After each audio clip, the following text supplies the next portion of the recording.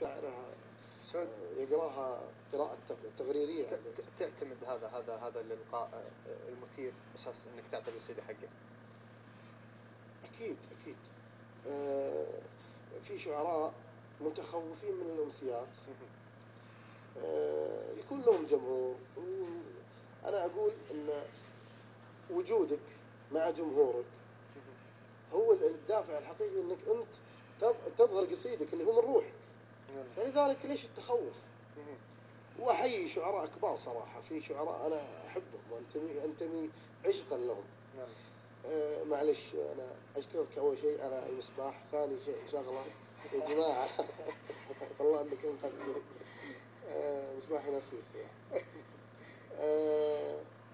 أشكرك وأشكر شو اسمه الأستاذ خلف السلطاني، صاحب موقع شظايا أدبية المعروف، على تبنيه لسعود فرحان.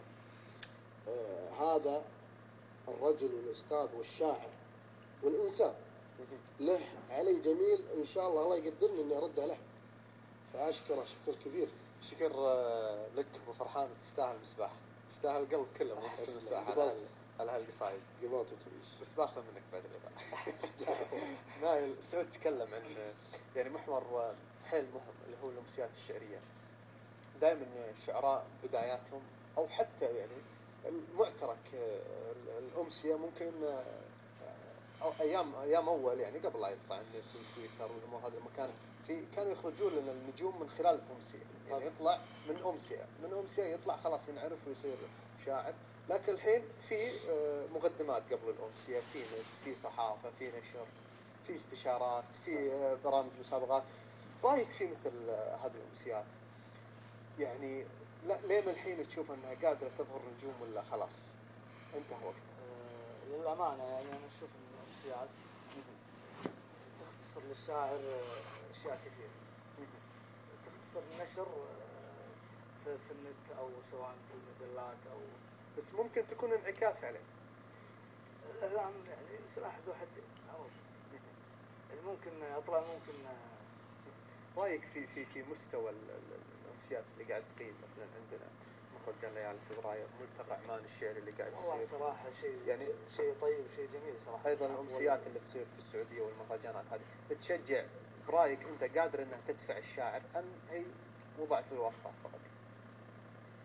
أنا سبب قلت لك يعني مشاعر أن الواسطة بكل مكان سواء في الشعر أو غيره، لكن أكيد أن المبدع بيطلع يعني سواء تأخر الوقت أو راح يطلع يعني. والأمسيات هذه طبعا لازم يكون فيها واسطة.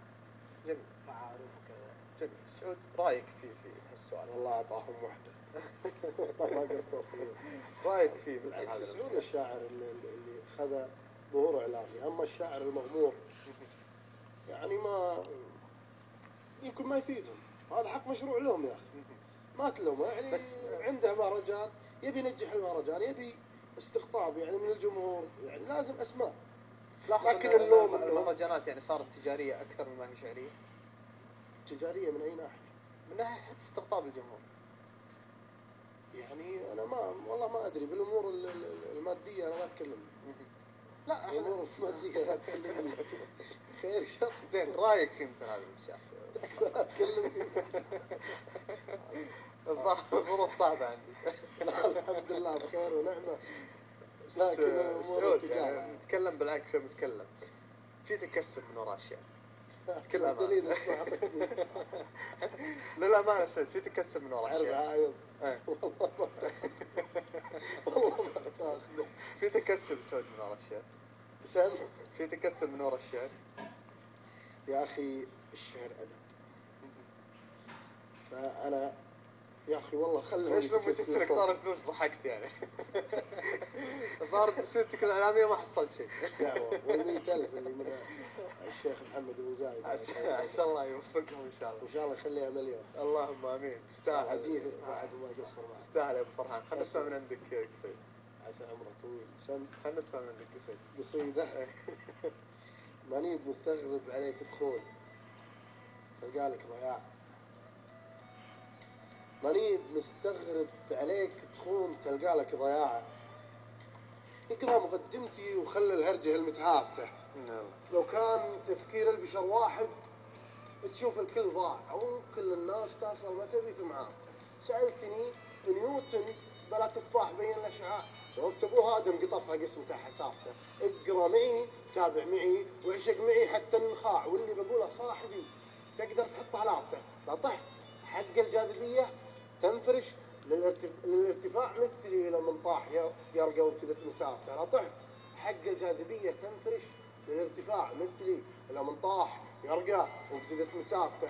احس كن بداخلك صادق ولا يحشم وداع، واحس اكن بداخلي رجل نسى ثقافته. انسان انا حلمي سفينه ما يقديها شراع، قبطانها راسي قبل تنسى وهي ما شافته. والشعر مخلوق اليدي ولساني وصمتي اندفاع، له روح تتنفس ونتنفس بها مخافته. انا صار متعافي وزنده زند واخوانه جياع، صلى عليهم من صلاة الغايب بمشرافته. امه كبيره ما تخاف عيالها عرفت تصنع، وابو هنا كفيله ضد السالفه بسافته. ما هو صحيح ان كلنا في الشعر مسؤول وراع، الشعر ابوها الشعر مسؤوله ابوه، وكلكم قطافته. مردني عن مذهب الدخان غير الابتداع، لو نحفوا متانته لو متنوا نحافته. اصيل وربوعي تعزووا بي وانا طعوني وساع، وصحوني كبار واضاءاتي ما هي متخافته. يا شعر سلمني على شربك اذا شربك طاع، ولي عصراني يبشر برلم وضيافته. مرجحتك بكفي ونزلت اسمه تقرا قاع، صدري لعبت ولا تخاف ان ضعت غير طافته. والحين اخذ ملامحي كبرت احس بمتاع. ابوك عاف النورس وبحره خذ زرافته، من يومك صغير تعيش بكفه اليمنى ذراع، وشال همك يوم شفت فاكر بخلافته. وصيتي لا تحترم من لا يرد الصعباء، واللي نزع مهابته واللي لبس لقافته. والله صح لسانك، صح لسانك ابو فرحان. يعني ما شاء الله، ما بيقول ماني لجنة تقييم اقول مستواك في تقدم، لكن يعني كنا عطاشة لسماع بقاطعك وانا مثل امر هذا عليك. القصايد. الارض ارضي بيتين طبعا بدون موسيقى. الارض ارضي ولا حسيت بترابي، والصمت شفته هذا وقتي وانا اتكلم. تعبت اعلم جميع الناس بكتابي ولا تعلمت كيف الناس تتعلم. الله عليك، صح لسانك. صح قلت من غير موسيقى وحطوا لك موسيقى. والله نايف كريم وما تستاهل.